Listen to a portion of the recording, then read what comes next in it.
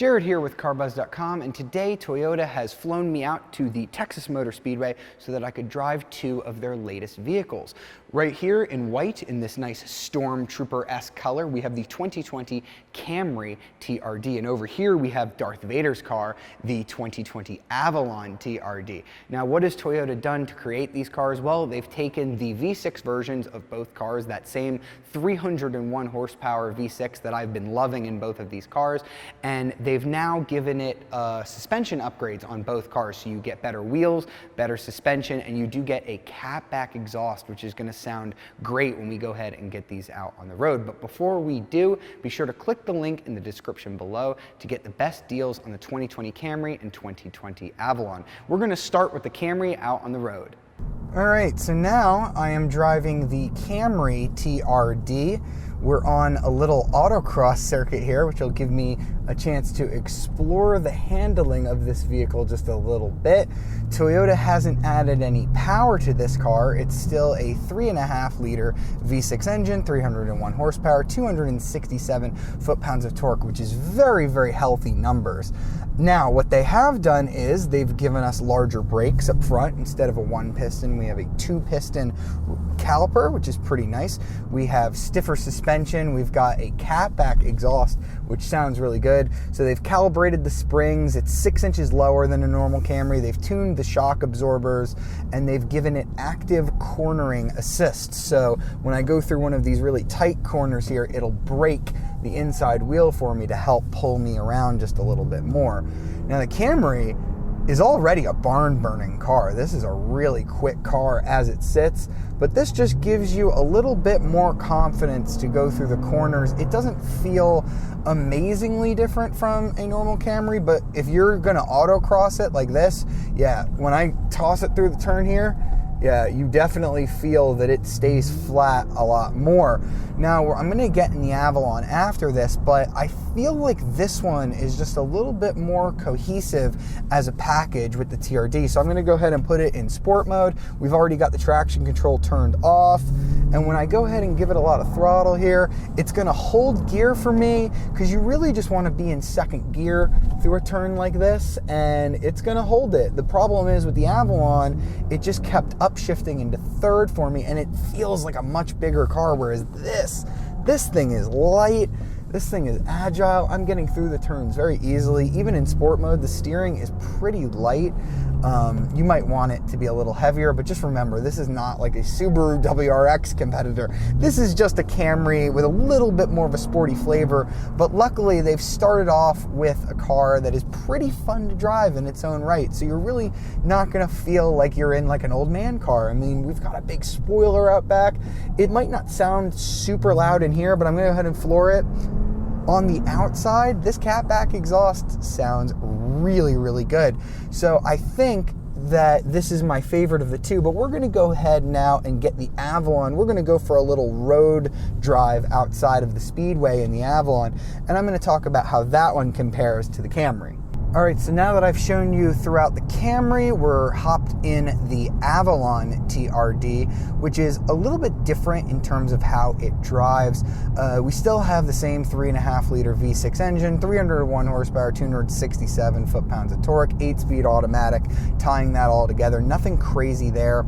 We've got those same 19-inch wheels, and as I mentioned in the Camry, we've got all of those nice suspension changes, but the Avalon, just because of its longer wheelbase, is the more comfortable of the two. But I am noticing out on the road, this is a pretty crappy road. We're driving right outside of the Texas Motor Speedway, that even the Avalon, which is usually more comfortable than the Camry, is a little bit stiffer here on this TRD model.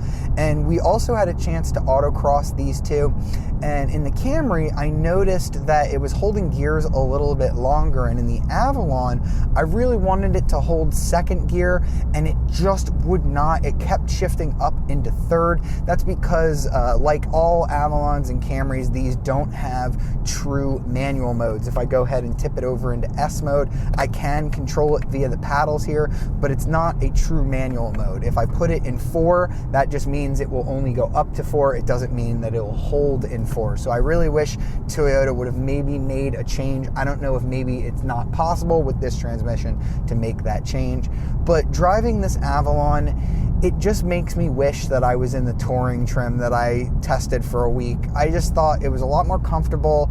It had the sound, the active sound. So if I go ahead and floor it here, it sounds really good, that catback exhaust, but this is just such a quiet, insulated car that you don't get enough of that exhaust.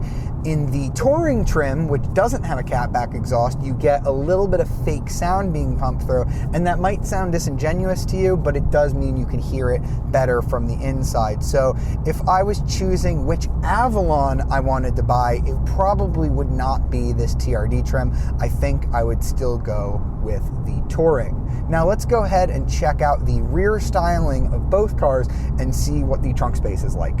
All right, so back here with the Camry, if I go ahead and pop open the trunk, I am going to have 15.1 cubic feet of storage. That's not different from what we would normally get on a Camry, although we do have this nice TRD mat back there. And you will notice back here that we do have this massive black spoiler. It's a little bit smaller on the Avalon, but they really went big here with the Camry, and I think that's pretty cool. I think a lot of people are gonna like this spoiler. And as I mentioned while we were driving it, one of the coolest things with the Camry and Avalon TRD is if we go ahead and start it up, it sounds pretty awesome because they've put a catback exhaust on here. So if we go ahead and get some revs,